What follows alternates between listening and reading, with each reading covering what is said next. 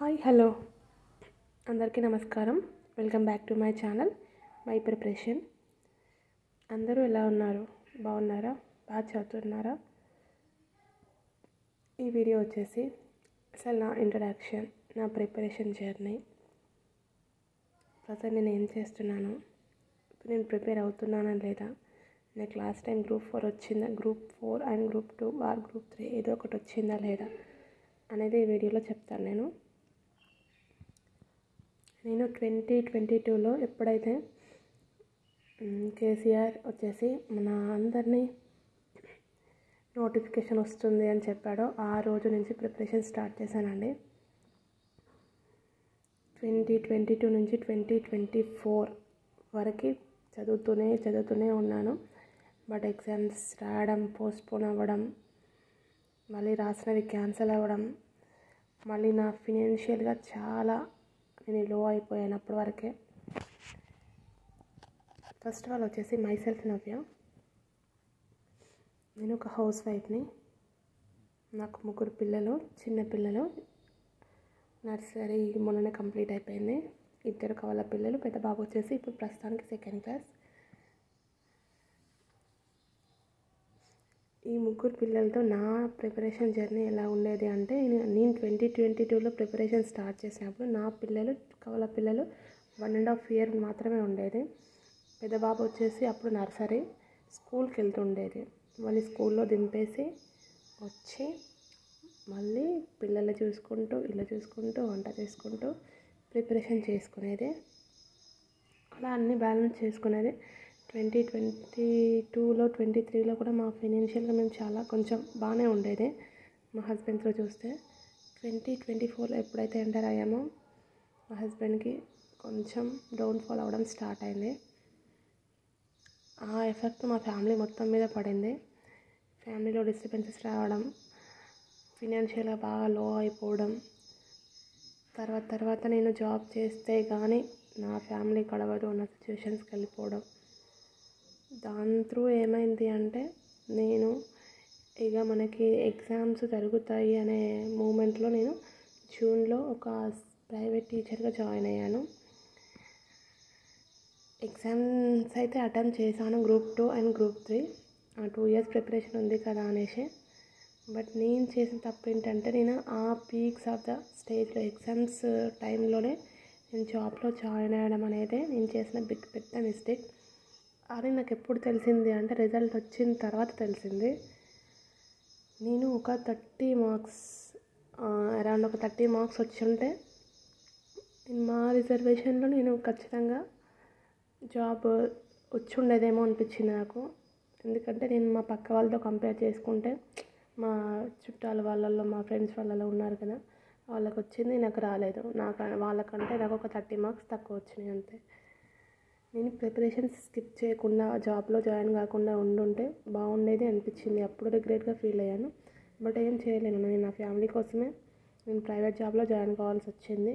Once మీరు private జాబ్లో join అయితే ప్రిపరేషన్ అవ్వడానికి అయితే టైం అయితే ఉండదు.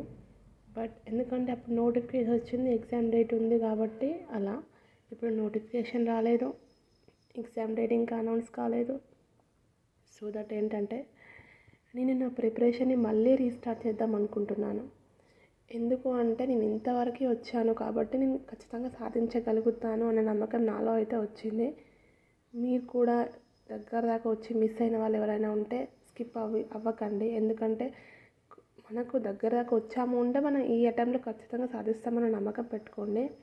నేనైతే అదే అనుకుంటున్నాను. ఖచ్చితంగా ఇప్పుడు వచ్చే నోటిఫికేషన్ 25లో అవ్వచ్చు, 26లో అవ్వచ్చు, నోటిఫికేషన్ ఎప్పుడైనా రానివ్వండి. ఇప్పుడు నేను ప్రస్తుతానికి ఒక చిన్న టీచర్గా జాబ్ చేస్తూనే ఉన్నాను. బట్ నేను జాబ్ వదిలిపెట్టాను. జాబ్ ఎప్పుడు వదిలిపెడతానంటే, నోటిఫికేషన్ వచ్చిన తర్వాత, ఎగ్జామ్ డేట్ ఫిక్స్ అయిన తర్వాత అప్పుడు జాబ్ వదిలిపెట్టి మళ్ళీ నా కంటిన్యూస్గా నేను ప్రిపరేషన్ అనేది స్టార్ట్ చేస్తాను. ఇప్పుడు చదువుతాను, బట్ జాబ్ చేస్తూ పిల్లల్ని మేనేజ్ చేసుకుంటూ డైలీ 1 or 2 hours అట్లా చదువుతాను. ఎందుకంటే నా ఫ్యామిలీ సిచ్యువేషన్స్ అలాంటివి, నేనున్న పరిస్థితులలో. ఈ వీడియో వచ్చేసి ఏంటంటే, నేను డైలీ కరెంట్ అఫైర్స్ కానీ, పాలిటీ కానీ, ఎకానమీ కానీ నేను ప్రజెంట్ ఏ క్లాసెస్ అయితే వింటున్నానో వినుకుంటే నేను ఒక నోట్స్ అయితే తయారు చేసుకున్నాను.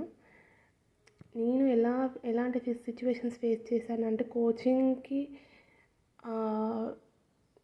వెళ్ళలేక పిల్లలతోని ఆన్లైన్ వినుకుంటూ ఆఫ్లైన్కి వెళ్ళలేక అన్నీ మనం ఆన్లైన్లో విన్నప్పుడు ఏంటంటే మనకు అన్ని సబ్జెక్ట్స్ ఒక్కటే కోచింగ్ సెంటర్లో పర్ఫెక్ట్గా అవైలబుల్ ఉండవు. నేను ఒక దాంట్లో సెర్చ్ చేసుకొని మరి ఒక కోచింగ్ సెంటర్లో ఒక సబ్జెక్ట్, ఒక కోచింగ్ సెంటర్లో ఒక సబ్జెక్ట్, అలా నేను కోచింగ్ తీసుకొని నోట్స్ ప్రిపేర్ చేసుకొని ఇప్పుడు అదే ఫాలో అవుతున్నాను. నేను నా యొక్క ఎక్స్పీరియన్స్, నా యొక్క నోట్స్ కంటెంట్ అనేది మీకు షేర్ చేద్దాం అనుకుంటున్నాను.